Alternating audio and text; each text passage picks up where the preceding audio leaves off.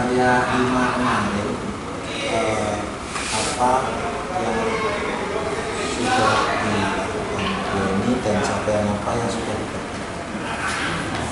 Setelah lokal karya kemarin, karena di lokal karya terakhir itu ada refleksi tentang kompetensi apa yang sudah dimiliki oleh saya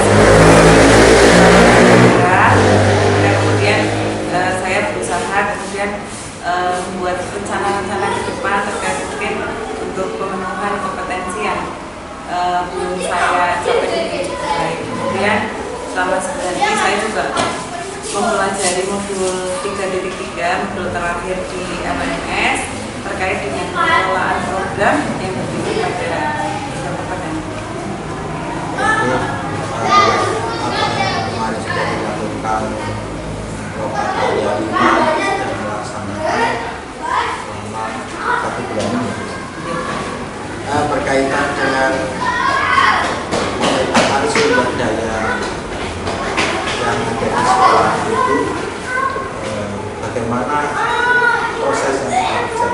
Ya, untuk pemetaan sumber daya di sekolah sebenarnya hal itu juga sudah kami lakukan sebelumnya terkait dengan memang kalau di sekolah kan di awal itu ada pembuatan EDS juga kita harus memetakan aset dan juga sebagai sekolah data setiap awal tahun itu kita juga sudah memetakan potensi sekolah terkait dengan yang terutama yang terkait dengan kemudian terkait dengan modul yang sudah saya pelajari kemarin saya kemudian melakukan pemetaan ulang terkait dengan aset apa saja yang ada di sekolah yang itu bermanfaat untuk pengembangan sekolah terutama dalam rangka untuk pembelajaran yang lebih bermakna bagi siswa, peningkatan kualitas pembelajaran yang lebih bermakna bagi siswa. Dan ternyata di lapangan itu melalui pemetaan ulang saya menemukan banyak sekali aset-aset di sekitar sekolah yang itu bisa digunakan sebagai sumber belajar untuk pembelajaran yang lebih baik. Jadi banyak aset yang sudah ditemukan. Iya, ditemukan ulang itu ternyata ini bisa. Ya. Maksudnya masih banyak apa namanya inspiratif lagi. Lalu berhubungan dengan itu, setelah aset-aset itu ternyata banyak yang sudah ditemukan, perubahan apa yang dilakukan dari aset-aset yang sudah ditemukan? Untuk sebenarnya kalau yang di sekolah kan memang kita sudah ada. Cuma untuk yang di luar ya itu di pembuat perencanaan ke depan karena kalau sekarang juga sudah di akhir tahun ajaran ya Pak. Jadi memang sudah tidak ada KBM. Jadi membuat perencanaan ke depan bahwasanya ketika ke depan pembelajaran ke depan terutama nanti ada implementasi kurikulum merdeka kita bisa memanfaatkan dengan lebih baik gitu ya sumber-sumber atau aset yang ada di sekitar sekolah dan juga dengan materi yang saya dapatkan kita harus memandang suatu masalah itu bukan masalah tapi itu sebagai suatu kekuatan gitu ya Pak bahwa berbasis aset bahwasanya dilihat dari bahwa kita bisa memanfaatkan sumber daya yang ada untuk menyelesaikan permasalahan yang ada di sekolah. Berarti aset-aset ini diharapkan maksimal pemanfaatannya. Nah ini berkenaan dengan aset tersebut, apakah itu punya kendala atau tantangan dalam mengolah aset-aset ini? Terkait dengan kalau aset di sekolah, insya Allah sudah ada pengolahan dari sekolah sendiri, ada pembagian kerja dan sebagainya. Terkait dengan aset-aset yang dari luar, terutama kalau yang aset belajar kita bisa menggunakan pembelajaran di luar itu permasalahannya terkait dengan waktu nanti mungkin Bapak terus kemudian kita juga harus memikirkan keamanan terus prosedurnya nanti biar anak-anak aman ketika belajar di luar juga nanti kemungkinan ada perizinan yang harus diurus seperti itu. Kemudian terkait dengan alumni juga aset juga selama ini itu belum teroptimalkan sekolah saya.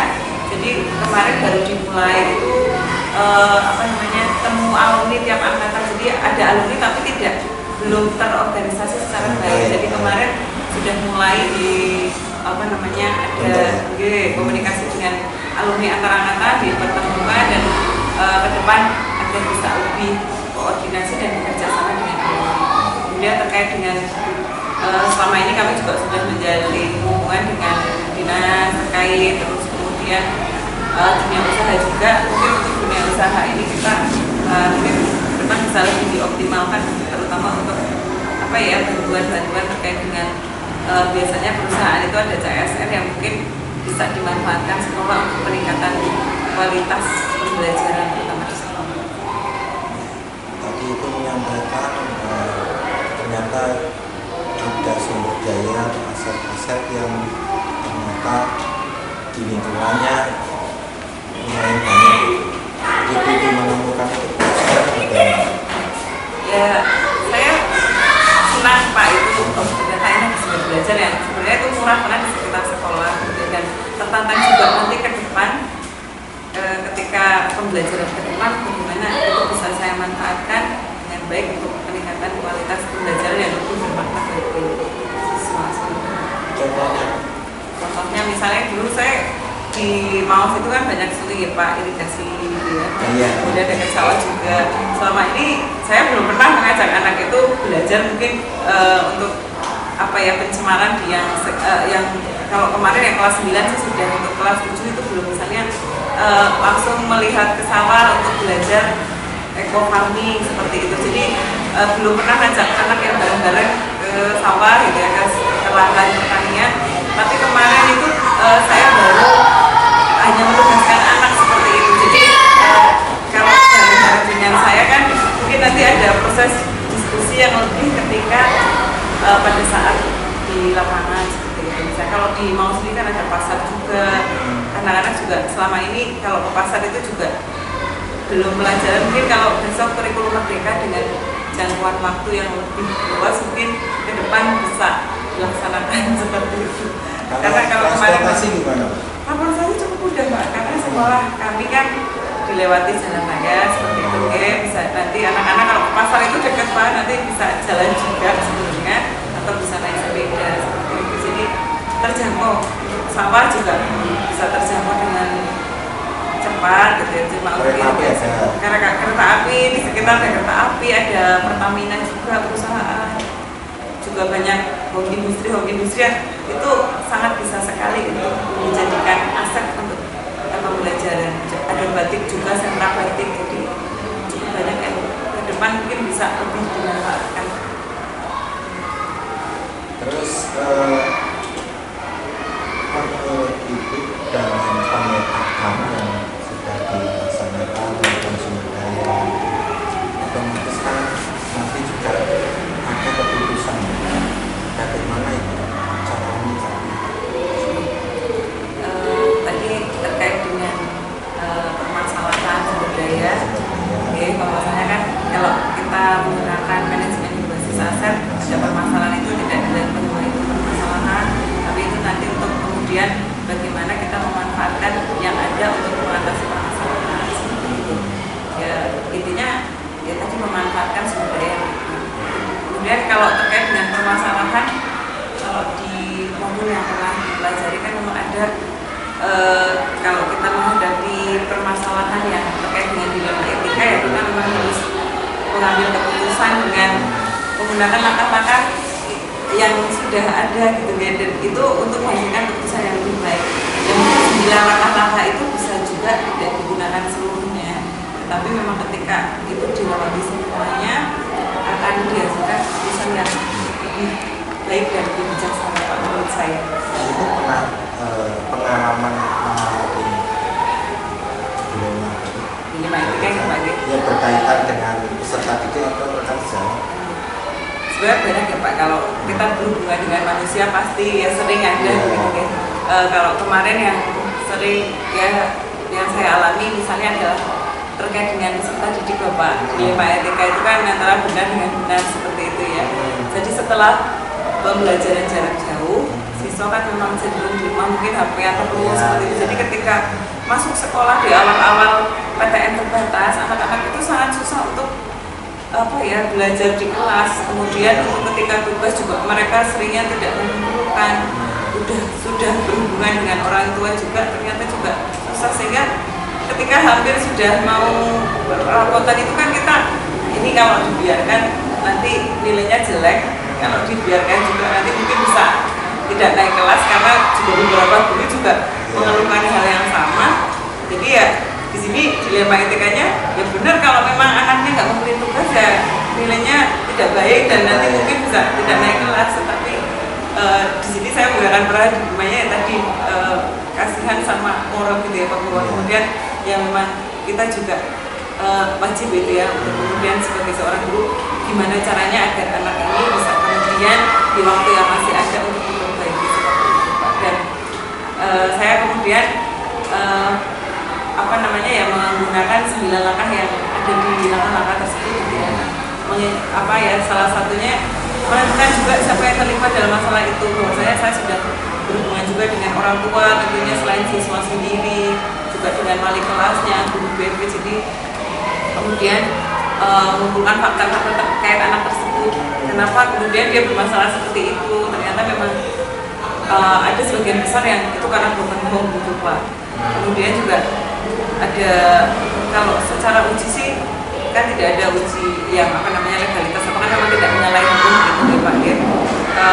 Maka kemudian akhirnya dengan 9 langkah yang sudah dilakukan, akhirnya saya mengambil keputusan ya tadi selain kemudian koordinasi dengan wali kelas, guru BP, juga dengan anak tersebut, kemudian juga dengan wali murid, kemudian juga salah satunya saya kemudian karena sebagai pemimpin pembelajaran akhirnya mungkin pembelajarannya juga harus mengalahkan HP yang dipegang anak-anak seperti itu. Maka kemudian di aksi nyata untuk yang materi ini saya kemudian dengan permasalahan yang ada tersebut saya kemudian mengambil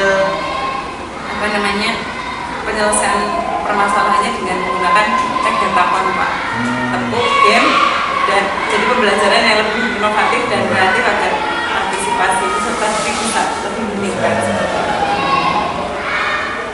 Berarti itu dilema kita yang ikut alami terhadap peserta didik ya. Kalau yang dengan teman sejawat tentunya kalau di sekolah itu ada juga guru-guru yang mungkin tidak disiplin seperti itu dipakai datang terlambat kemudian pulang sebelum waktunya.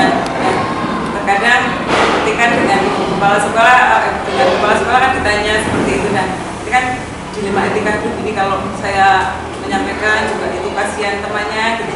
Kalau tidak disampaikan juga ya itu harus dirubah. Jadi memang ya sebenarnya walaupun tanpa diberitahu kepala sekolah juga paham lah ya, karena beliau kan sebagai manajer di sekolah paham untuk yang mana yang nggak data mungkin cuma menguji kita sebenarnya.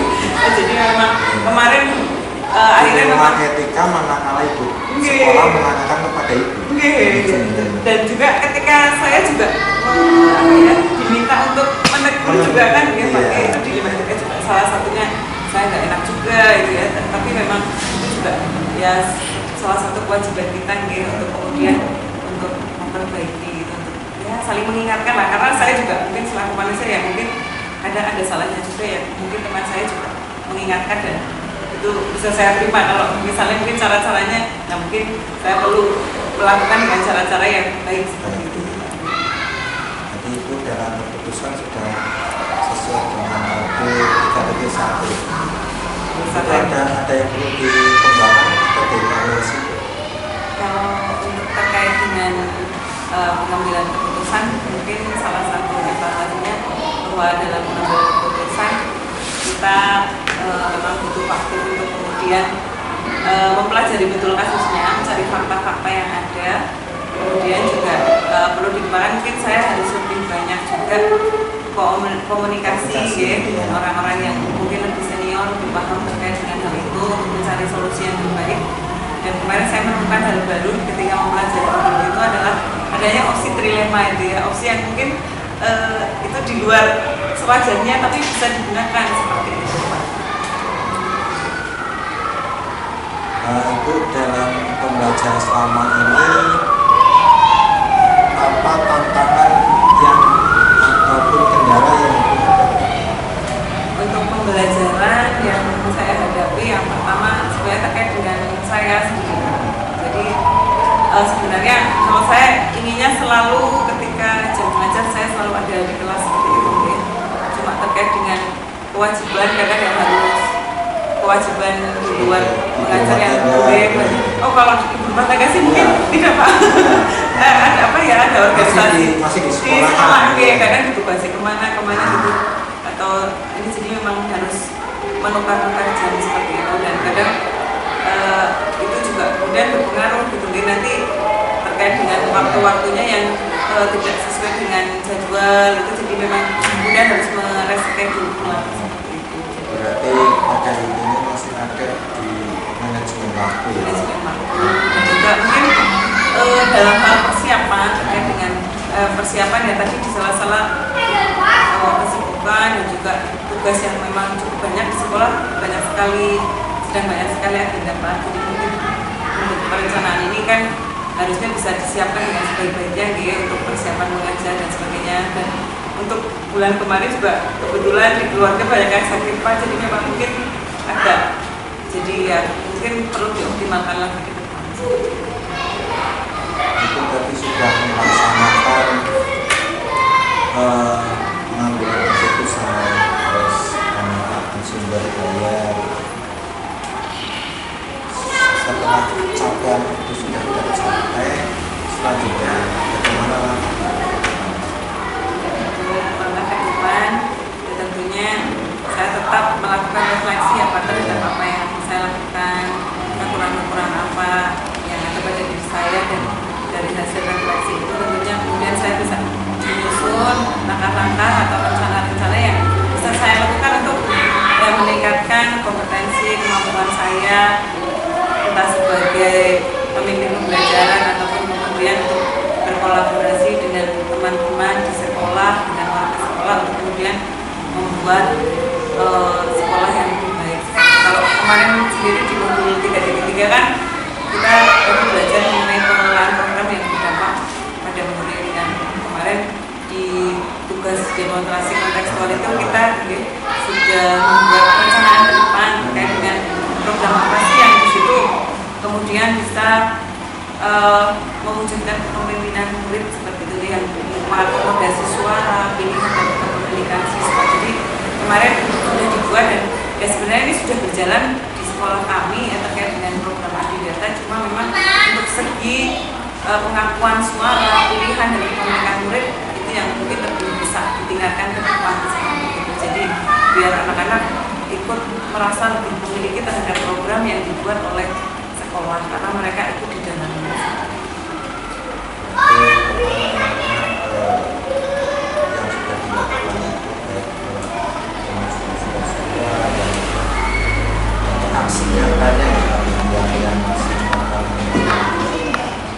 belum 100%. Untuk aksinya apa ya? Tahap, karena kemarin memang baru direncanakan. Sebenarnya untuk program itu kan sudah dilaksanakan juga, cuma memang belum mengakomodir tadi Bapak yang terkait suara, pilihan. Jadi direncanakan kebetulan ini kan ajaran barunya ke depan ya. Biasanya nanti di awal kita memang membuat perencanaan awal terkait dengan program Adidata dan juga program-program lain yang mungkin nanti terkait dengan materi ini bisa bahwasanya nanti bisa disampaikan ke teman-teman juga seperti itu ya, disosialisasikan bahwa dalam pembuatan suatu program yang berdampak pada murid yang di situ untuk mewujudkan kepemimpinan murid, penting bagi sekolah juga mengikutsertakan murid terutama dan warga sekolah yang lain dalam hal dari perencanaannya ataupun dalam pelaksanaannya. Terima kasih Bu sudah melaksanakan yang sudah disimpulkan, itu sudah melakukan satu pembelajaran yang sudah ada di LMS, jadi ya hanya masalah utama adalah manajemen waktu, karena kebetulan waktunya berbarengan dengan yang lain. Kemudian